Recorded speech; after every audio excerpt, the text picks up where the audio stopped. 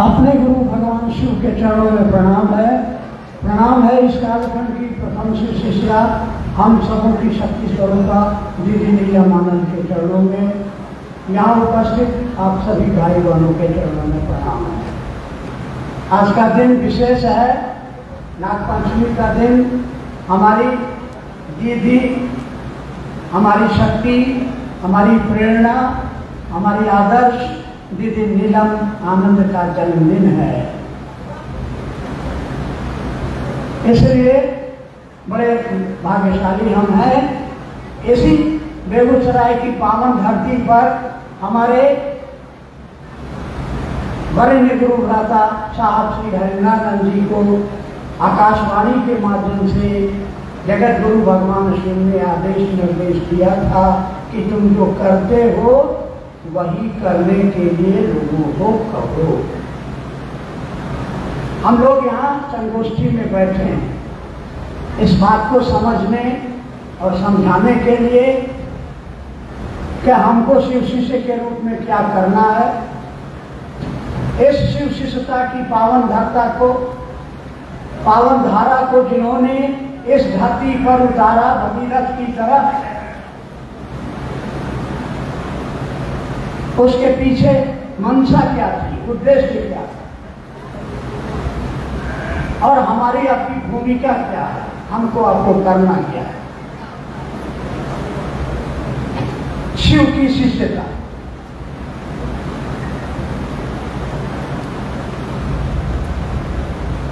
एक रिश्ता है और हर रिश्ते में प्रेम होता है, दर्द होता है, परवाह होती है उसके अंदर। अगर रिश्ता है वो जड़ से हो या चेतन से हो, आपको परवाह है अपने चप्पल के लिए, अपने जूते के लिए, अपनी गाय के लिए, अपनी खेत के लिए, अपने बेटे के लिए, अपने शरीर के लिए, अपने धन के लिए, अपनी संपत्ति के लिए।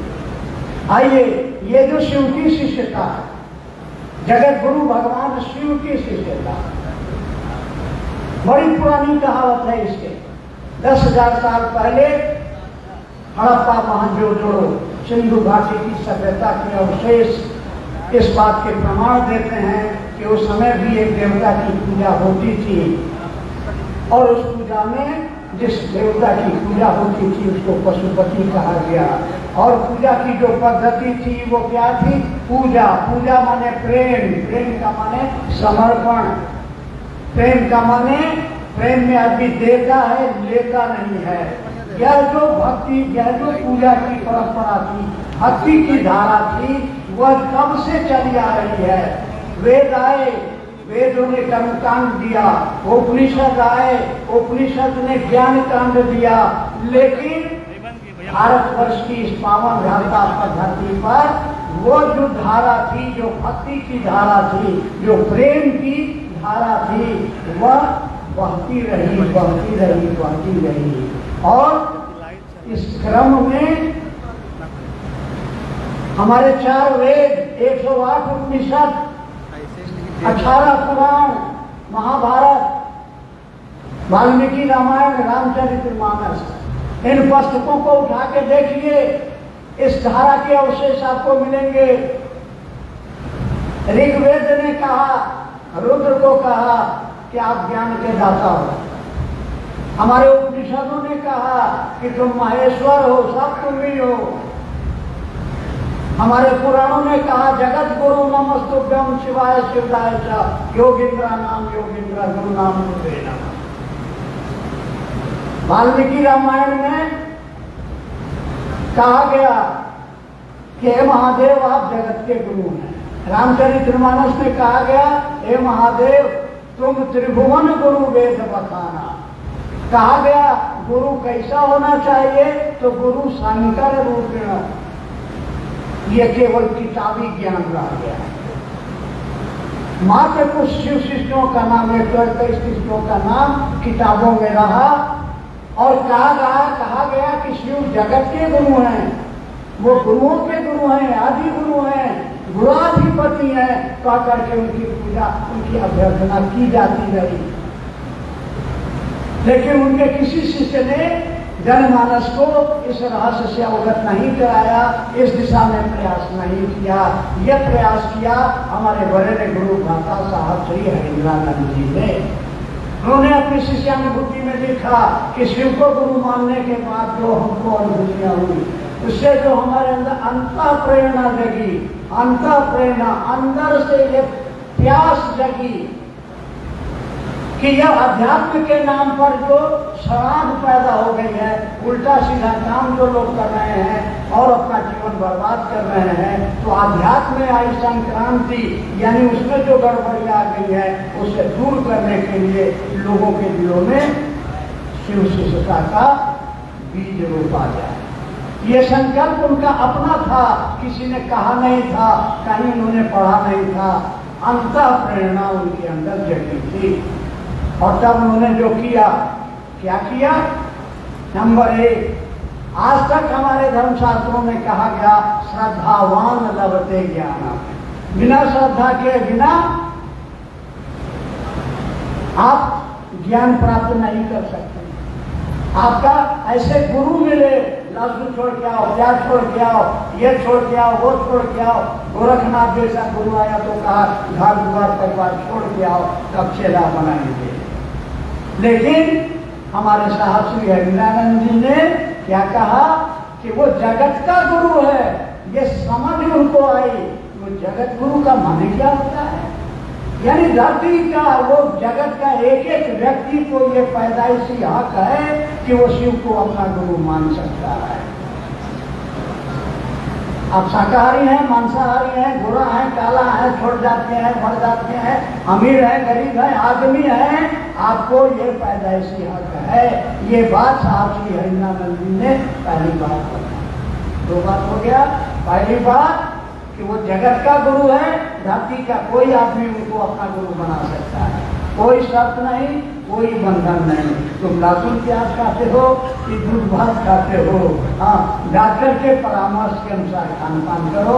शिव का शिष्य होने में कोई शर्त नहीं, कोई बंधन नहीं। दूसरी बात कि हमको श्रद्धा नहीं है, हमको विश्वास नहीं है, तो हमको गुरु नहीं मिलेगा। साहब ने कहा कि आपको पूरी अश्रद्धा, पूरे अविश्वास में शिव को मैंने गुरु माना था। उन्होंने क्या कहा कि महादेव क्या है? आचार्येंद्र।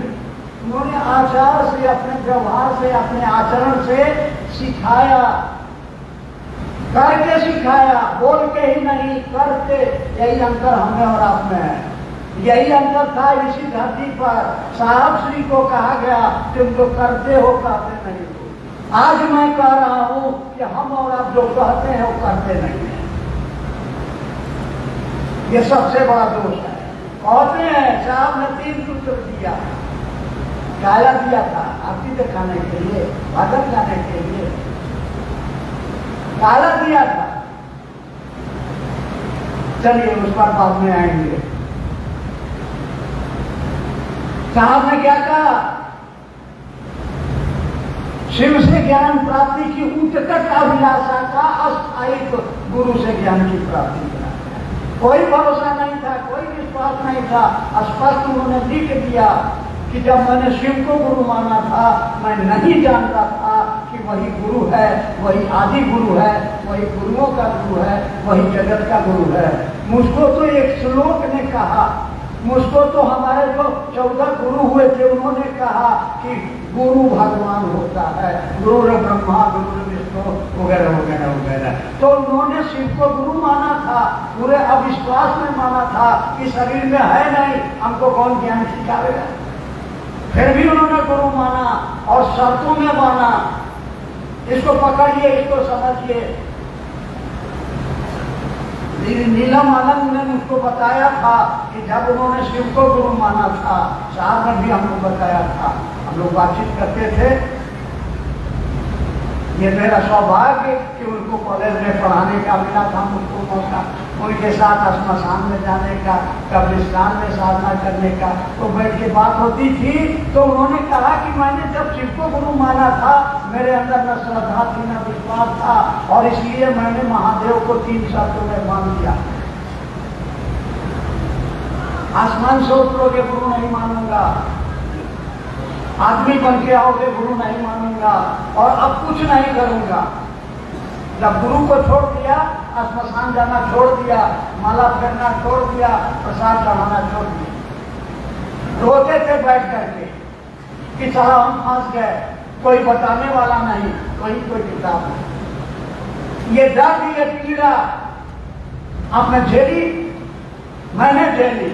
मैंने शिव को गुरु बनाया, साहब ने हमको खबर भेजा था, आपका समय लेंगे, क्षमा कीजिएगा। तो कि अगर श्मशान साधना करने से आपको फायदा हुआ तो ठीक, नहीं तो महादेव को गुरु मान लीजिए। हमने शिव को गुरु मान लिया। अब कहा गया कि लोगों से कर करके चादर को कहते हैं, चादर सुनो, शिव मेरे गुरु हैं, तुम्हारे भी गुरु हो सकते हैं। देवाल सुनो, शिव मेरे गुरु हैं, तुम्हारे कि पत्नी देखेगी, बच्चा देखेगा तो हंसेगा। इसलिए एक दिन मन में आया ख्याल कि आज एक आदमी को कहेंगे तो अब खाना खाएंगे, नहीं तो आज रात में खाना नहीं खाएंगे। शाम का वक्त था, चले गए चौराहा पर, तो वो चाय की दुकान से वहां खड़े हो गए, चाय बनाओ। पान वाले को कहे पान बनाओ, वो पान खाते थे। इस अहंकार में डूबे हुए कि यहाँ तो हमको बहुत पहचानता है विद्यार्थी सब, कोई न कोई गुजरेगा कहेगा प्रणाम सर, यहाँ खड़े हैं, और हम उसको दाग देंगे कि महादेव मेरे गुरु हैं, तुम्हारे भी गुरु हो सकते हैं। 1 घंटा हो गया, चाय पर चाय, पान पर पान खा रहे हैं। पीछे से कान में आवाज आ रही कि प्रोफेसर वह पगलाए गए कि नहीं ले न बोले न बोले, और हम सब सुन रहे हैं। अब मेरा मन कांपने लगा डर से। हमने महादेव को, कोई सूरत नहीं याद आ रही है, महादेव की कोई तस्वीर नहीं आ रही है, लेकिन मेरा मन करा है महादेव आज भूखले सुतवई की सरकार दया करियो, केकरो देख दियो जे हमरा कहियो कि महादेव मेरे गुरु हैं, आपके भी गुरु। ये करुण क्रंदन मेरे अंदर से आने लगी कि साला आज खाना नहीं खाना है। ऐसा हमारा किस्मत खराब, हमारा बुद्धि मारा गया कि कहाँ से हम ये पुराण कर लिए। हे महादेव कहाँ से रखी, हे सरकार दया करियो, हे सरकार दया करियो। 2 घंटे के बाद एक विद्यार्थी आया, प्रणाम सर, सर यहाँ है। हम कहा जी आप ही के इंतजार में खड़े हैं, आपको कहने के लिए कि महादेव मेरे गुरु हैं, आपके भी गुरु हो सकते हैं। अरे चाय बनाओ, अरे पान बनाओ, खिया पिया के विदा कर दिए। मेरी सारी लज्जा खत्म हो गई, मेरा विश्वास पैदा हो गया कि वो महादेव शरीर में नहीं है लेकिन पुकार सुनता है। ये दर्द साहब श्री हरिनानंद को था, और इसीलिए उन्होंने ये प्रतिज्ञा की थी। किताब में लिखा है उन्होंने कि न मुझको पद चाहिए, न पैसा चाहिए, न सम्मान चाहिए, न मोक्ष चाहिए। क्या चाहिए? दुनिया के एक आदमी के दिलों में शिव शिष्टता का चिराग जलना चाहिए। क्यों जलना चाहिए? क्योंकि जब तक दुनिया का एक आदमी अपने सामर्थ्य के भीतर, इसको अंडरलाइन कीजिए, अपने सामर्थ्य के भीतर शिव को अपना गुरु नहीं बना लेता, तब तक उनका जगत गुरु कहलाना सार्थक नहीं। हम ढेला फेंकेंगे 2 फीट जाएगा, आप ढेला फेंकेगा 5 फीट जाएगा। आप भी शिव को गुरु बना सकते हैं और आप भी शिव को गुरु बना सकते हैं। हमारा जितना कैपेसिटी है उतने ना, हमारा नहीं है भरोसा महादेव पर, फिर भी मैं शिव को शिष्य बन सकता हूँ। आपको बहुत भरोसा है, आप भी बन सकते हैं। लेकिन साहब श्री हरिनानंद जी का क्या कहना था? मुझको नरक का कीड़ा बना के रखिए, वर्षों रखिए, करोड़ों वर्ष रखिए, हमको कुछ नहीं चाहिए, बस एक चीज चाहिए कि मेरा महादेव जगत गुरु महादेव है और धरती पर कोई चेले नहीं है। इस बात का मलाल, इस बात का गर्व पैदा कीजिए और तब ईमानदारी से आप चर्चा भी कीजिएगा, दया भी मांगिएगा और अपने गुरु को प्रणाम भी करिए। और अब वो शरीर में नहीं है तो साहब ने स्पष्ट कहा कि संत मरते नहीं हैं। कोई शक है? अगर शक है तो आइए, रांची में आइए, उपवन में आइए, आपको महसूस होगा।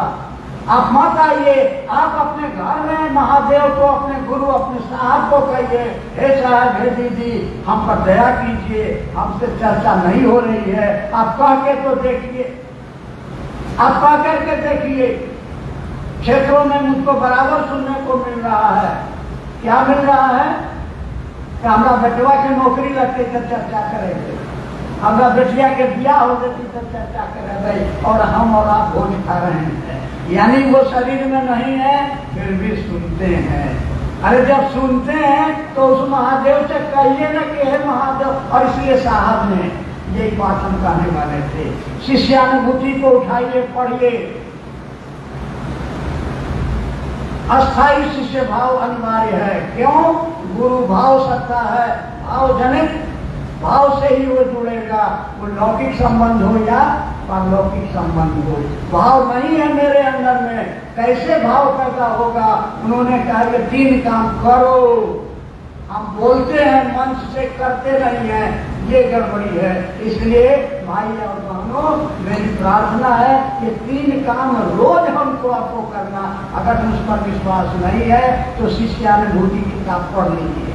पहला सूत्र का पहला लाइन लिखा हुआ है कि शिव शिष्य होने के जिज्ञासु और शिव शिष्यों के लिए स्वस्फुट शिष्य भाव पैदा करने के लिए प्रतिदिन यह मूक संवाद, संप्रेषित मूक संवाद, बोली की आवाज कुछ दूर जाती है, लाउड स्पीकर कुछ दूर तक जाती है, लेकिन दिल से निकली आवाज परमात्मा तक चली जाती है। इसलिए मूक संवाद। क्या? हे शिव, आप मेरे गुरु हैं, मैं आपका शिष्य हूं, मुझ पर दया कर दीजिए। काहेला दया कर दीजिए, काहेला दया कर दीजिए? बेटिया का ब्याह हो जाए इसके लिए, नौकरी लग जाए इसके लिए नहीं। मेरा मन नहीं पूछ रहा है कि आप मेरे हैं, मेरे मन को बुझा दीजिए। ये दर्द भरी पुकार आपकी होनी चाहिए, क्योंकि गुरु से दया मांगने के विचार की आवृत्ति साहब ने वहां लिखा।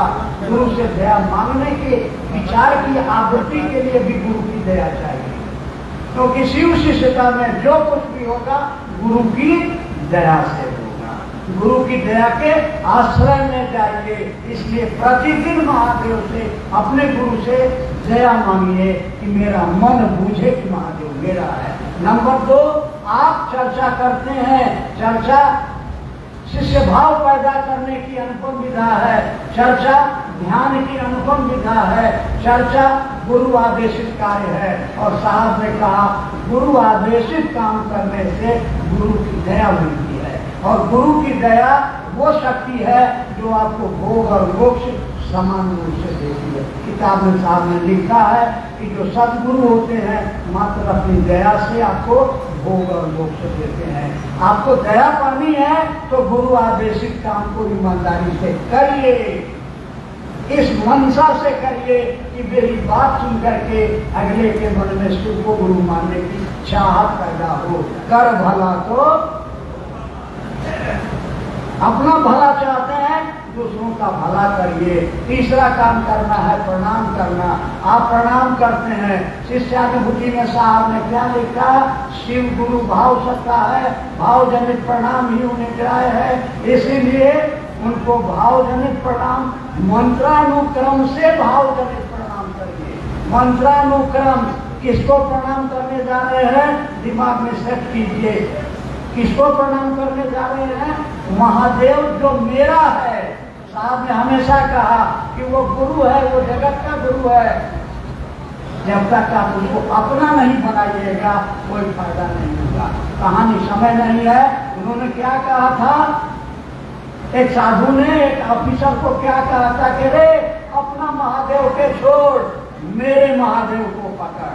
ऐसे ही साहब ने हमेशा कहा मैं और मेरा महादेव जिंदाबाद, टिके नॉट विराट। आजकल सबके मुंह में दही जमा। अरे मिजाज, अरे आप मिजाज बुलंद रखिए। क्या है? महादेव मेरा गुरु है, और जब महादेव गुरुओं का गुरु, जगत का गुरु मेरा है, तब फिक्र किस बात का? हाँ, इसलिए भूल गया सब कुछ, याद नहीं आपको, मगर एक बात नहीं भूली। क्या? यो भूला गया। ये याद रखिए। साहब ने कहा कि जो काम दुनिया का सबसे बढ़िया काम है दूसरों को सृष्टि से करने के लिए प्रेरित, इससे बढ़िया न यज्ञ है, न कोई दान है, न कोई तप है। इस काम को ईमानदारी से करो। नीलम दीदी ने कहा इस काम को ईमानदारी से करो, तुम्हारे जिंदगी की राह में जो कांटे आएंगे मैं उसको चुनूं। हाँ कि ना? ईमानदारी से करो, पद के लिए नहीं, पैसा के लिए नहीं, सम्मान के लिए नहीं, मुर्गा खाने के लिए नहीं। आपके दिलों में सृष्टिता का चिराग जल जाए, इस मनसा से काम करिए। दीदी ने कहा, और ये सही कहा, आज करोड़ों लोग इस बात की गवाही दे रहे हैं कि उनकी जिंदगी, उनका जीवन, उनकी दशा और दिशा में आमूलचूल परिवर्तन हुआ है। तो प्रणाम करिए। किसको करिए? अपने महादेव को प्रणाम करिए। कहती क्या है कि हम प्रणाम करिए तो नींद पड़ जाएगा। क्या करती है? हमारा मन भटकने लगता है। भटकेगा नहीं। किसको प्रणाम कर रहे हैं? अरे अपने महादेव को प्रणाम कर रहे हैं। मन भटकेगा नहीं? भटकेगा। उसको पहले अपना समझिए तब ना। और साहब ने यह भी लिख दिया कि ये जो है माला पर गिरे या नहीं चौथी, हम जाने 108 नमः शिवाय नहीं करे थी ना, अनुजन नहीं कर। क्या कर रही है? नमः शिवाय, नमः शिवाय, नमः शिवाय। आगे देखिए, आगे दूध गिरोगे, नमः शिवाय, नमः। जा जा जाई छोड़ी की करे थे, सब बकरिया धान खा गए। नमः शिवाय।